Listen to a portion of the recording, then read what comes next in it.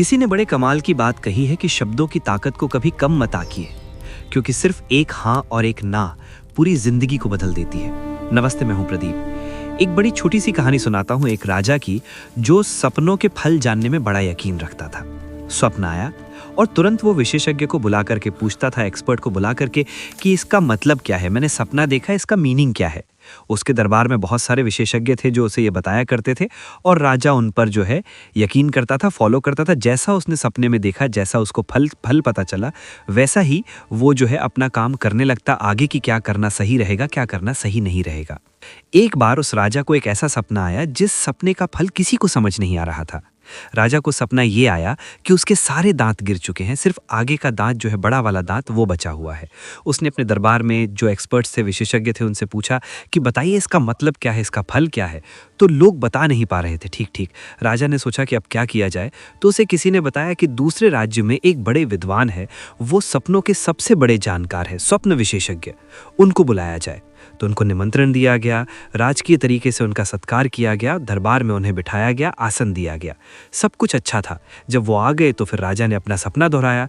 राजा ने कहा कि महोदय, मुझे इस तरीके से सपना आया कि मेरे सारे दांत गिर चुके हैं, सिर्फ एक दांत, आगे का दांत जो है, बड़ा वाला दांत, वही बचा रह गया। अब मुझे बताइए कि इसका फल क्या है, इसका मतलब क्या है, क्या होगा मेरे जीवन में आगे। आप जो बताएंगे मैं वही फॉलो करूंगा। जो विशेषज्ञ थे उन्होंने कहा कि राजन, बहुत आसान है, आपके परिवार के सारे लोग मर जाएंगे, सिर्फ आप बचेंगे। यही आपके सपने का मतलब है, यही उसका फल है। अब इसमें आपको कुछ करना नहीं, आप कुछ कर नहीं पाएंगे, क्योंकि मृत्यु तो होनी है। राजा को बहुत क्रोध आया कि होगा विद्वान अपनी जगह का, इसको अभी यहीं बंदी बना करके कैद में डाल दो। सैनिकों को आदेश दिया कि बंदी बनाओ। विद्वान कहने लगे कि आप कैसे राजा हैं, आपने मुझे बुलाया और मुझे बंदी बना रहे हैं। बोले नहीं, चलो। राजा ने अपने मंत्री को बुला करके कहा कि ऐलान करवा दो पूरे राज्य में, जो मुझे आकर के सपने का ठीक मतलब बताएगा, सही मतलब बताएगा, सही फल बताएगा, उसे मेरी ओर से एक बहुत बड़ा इनाम दिया जाएगा। मंत्रियों ने बात को सुना, समझा और फॉलो किया, ऐलान करवा दिया। अगली सुबह दरबार में एक साधारण सा दिखने वाला लड़का आया। राजा ने उससे पूछा कि बताओ, तुम बता सकते हो? उसने बोला, हाँ, बहुत आसान है राजन, मैं तो आपका सपना सुनकर के प्रसन्न हो गया हूँ, खुशी से जो है फूला नहीं समा रहा हूँ, मुझे समझ नहीं आ रहा है कि क्या हुआ है ये। राजा ने कहा, ऐसा क्या है मेरे सपने में? तो साधारण से दिखने वाले लड़के ने कहा कि राजन, आप हमारे राज्य पर लंबे समय तक शासन करेंगे, क्योंकि आप सबसे लंबी आयु वाले व्यक्ति होंगे अपने परिवार में। राजन, आपकी उम्र सबसे ज्यादा है आपके परिवार में, यानी आप हमारे राजा बहुत वर्षों तक रहेंगे और हमारा राज्य ऐसे ही उन्नति करता रहेगा। इससे खुशी की बात हम प्रजाजनों के लिए क्या हो सकती है, हम राज्य के लोगों के लिए क्या हो सकती है? जहां उस व्यक्ति ने कहा, राजा बहुत खुश हुआ, बहुत प्रसन्न। उसने कहा, वाह, क्या बात कही। राजा ने अपने मंत्री से कहा, भैया वो बड़ा वाला इनाम दे दीजिए। बहुत सारे हीरे जवाहरात, सोने के सिक्के पूरा भर करके एक बैग उसको दे दिया। वो लड़का वहां से जब जा रहा था अपना इनाम लेकर के, तो उसी जगह से निकला जहां कैद में वो विद्वान अंदर बंद थे। उन्होंने पूछा, भाई तुमने ऐसा क्या मतलब बता दिया कि तुम्हें इनाम मिल गया? उसने कहा, मैंने वही तो बात बोली जो आपने बोली थी। बोले, ऐसा क्या बोला तुमने?